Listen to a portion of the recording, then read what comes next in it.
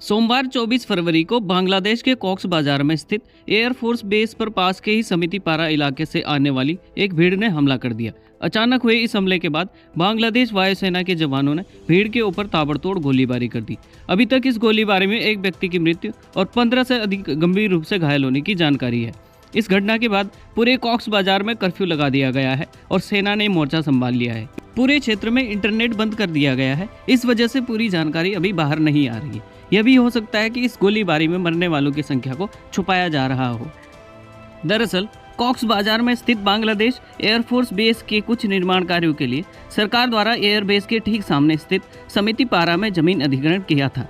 समिति पारा के लोगों ने आरोप लगाया कि उनकी जमीनें सरकार और एयरफोर्स के अधिकारियों द्वारा जबरन हथियाई जा रही है। इस जमीन अधिग्रहण का समिति पारा के लोग काफी समय से विरोध कर रहे थे।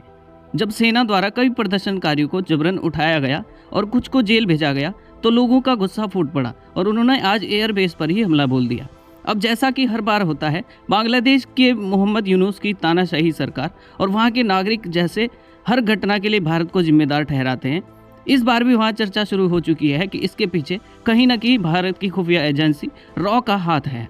दरअसल बांग्लादेश पर वह शेर आया वाली कहानी फिर बैठती है, जिसमें एक व्यक्ति कई बार झूठ बोलकर लोगों को बेवकूफ़ बनाता है कि शेर आ गया, लेकिन एक दिन शेर आ ही जाता है और वह शेर चिल्लाता रहता है, लेकिन कोई भी यकीन नहीं करता है।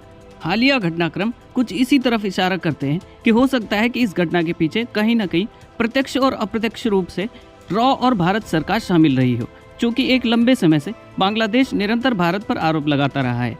भारत को उकसाने के लिए सरकारी मशीनरी और मजहबी कट्टरता का उपयोग करके अल्पसंख्यक हिंदुओं के ऊपर असंख्य अत्याचार किए गए हैं। बांग्लादेश द्वारा भारतीय सीमा पर अवैध घुसपैठ तो दशकों पहले से चली आ रही है। इन सभी परिस्थितियों के कारण यह आवश्यक हो जाता है कि दुनिया की 5वीं सबसे बड़ी अर्थव्यवस्था और 13 लाख की फौज वाला भारत इस उद्दंड बांग्लादेश की नाक में नकेल डालकर इसे नियंत्रित करे। 5 अगस्त 2024 को दंगाइयों की एक बड़ी भीड़ ने बांग्लादेश की प्रधानमंत्री शेख हसीना के आवास पर हमला किया था। इस हमले के ठीक आधा घंटा पहले शेख हसीना को बांग्लादेश की सेना की तरफ से अल्टीमेटम दिया जाता है कि वह देश छोड़कर चली जाएं, अन्यथा भीड़ द्वारा उनके साथ कुछ भी किया जा सकता है। सेना ने प्रधानमंत्री की सुरक्षा से हाथ पीछे खींच लिए। इसके बाद शेख हसीना को सेना के हेलीकॉप्टर से बांग्लादेश छोड़कर अगरतला जाना पड़ा। अगरतला से भारतीय वायुसेना द्वारा उन्हें दिल्ली लाया गया और तब से वह भारत में ही शरण लेकर रुकी हुई है। 5 अगस्त की इस घटना के बाद पूरे बांग्लादेश में जमकर दंगा फसाद किया गया। सैकड़ों लोगों की इन दंगों में मृत्यु हो गई। मरने वालों में अधिकतर या तो अल्पसंख्यक हिंदू, बौद्ध और ईसाई थे या फिर शेख हसीना की पार्टी आवामी लीग से जुड़े हुए लोग थे। अल्पसंख्यक हिंदुओं के ऊपर हो रहे नृशंस अत्याचारों के कारण भारत के लोगों ने लगातार भारत सरकार से पूछना शुरू कर दिया कि आखिर वह वहां के हिंदुओं को बचाने के लिए कुछ क्यों नहीं कर रही है। भारत सरकार इस आलोचनाओं को लगातार सुनती रही और साथ में पर्दे के पीछे अपनी रणनीति भी तैयार करती रही। चूंकि बांग्लादेश में होने वाले तख्ता पलट में अमेरिकन डीप स्टेट और राष्ट्रपति जो बाइडेन का हाथ था, अतः भारत सरकार ने पर्दे के पीछे अपनी तैयारियां जारी रखी। 20 जनवरी को डोनाल्ड ट्रंप की शपथ और जो बाइडेन की विदाई के बाद भारत ने बांग्लादेश के खिलाफ खुलकर खेलना शुरू कर दिया। जो सरकार अभी तक डिफेंसिव दिख रही थी, वही अब ऑफेंसिव दिखने लगी है।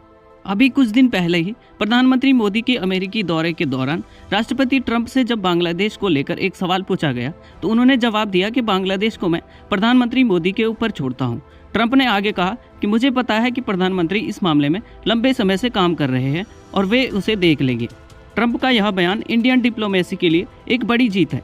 इस बयान के बाद भारत ने बांग्लादेश के विरुद्ध अलग अलग मोर्चे खोल दिए हैं। प्रधानमंत्री मोदी के अमेरिकी दौरे से लौटने के बाद भारत के सुरक्षा सलाहकार अजीत डोभाल ने एक बेहद ही गोपनीय बंगाल दौरा किया। पश्चिम बंगाल में अलग अलग जगहों पर जाकर उन्होंने वहां मौजूद अलग अलग इंटेलिजेंस ऑफिसर्स से इनपुट लिया। उन्होंने पाकिस्तानी खुफिया एजेंसी ISI द्वारा उत्तरी बांग्लादेश और चिट्टगांग में अपने ऑपरेटिव सक्रिय किए जाने के बारे में सुरक्षा बलों को जानकारी दी और आवश्यक कार्रवाई के भी निर्देश दिए गए। रविवार 23 फरवरी 2025 को विदेश मंत्री S जयशंकर एक कार्यक्रम को संबोधित कर रहे थे। अपने इस संबोधन के दौरान उन्होंने बांग्लादेश को लेकर कई महत्वपूर्ण बयान दिए। उन्होंने हाल ही में बांग्लादेश द्वारा निरंतर भारत के ऊपर लगाए जा रहे आरोपों के बारे में अपनी कई प्रतिक्रिया जताई। उन्होंने कहा कि बांग्लादेश अपने यहाँ की सभी घरेलू समस्याओं के लिए भारत को जिम्मेदार नहीं ठहरा सकता है। बांग्लादेश को तय करना होगा कि आखिर वह भारत से किस प्रकार के संबंध चाहता है। एक तरफ बांग्लादेश अच्छे रिश्तों की बात करता है, वहीं दूसरी तरफ हर रोज अपने यहाँ हो रही घटनाओं के लिए भारत के ऊपर आरोप लगाता रहता है। उन्होंने कड़े शब्दों में बांग्लादेश को एक तरफ से चेतावनी भी दी है कि जैसा अब बांग्लादेश चाहेगा उसे वैसा ही जवाब दिया जाएगा। विदेश मंत्री के इस बयान के दूसरे ही दिन बांग्लादेश के कॉक्स बाजार में वहीं के नागरिकों द्वारा अपनी ही वायुसेना के बेस पर हमला कर दिया जाता है। यह अजीत डोभाल और एस जयशंकर के अज्ञातों द्वारा बांग्लादेश को स्पष्ट चेतावनी प्रतीत होती है। एक तरफ म्यांमार की अरक्कन आर्मी बांग्लादेश की सीमा पर खड़ी है, जो कभी भी मौका मिलने पर चिटगांग और कॉक्स बाजार पर कब्जा करने को तैयार है।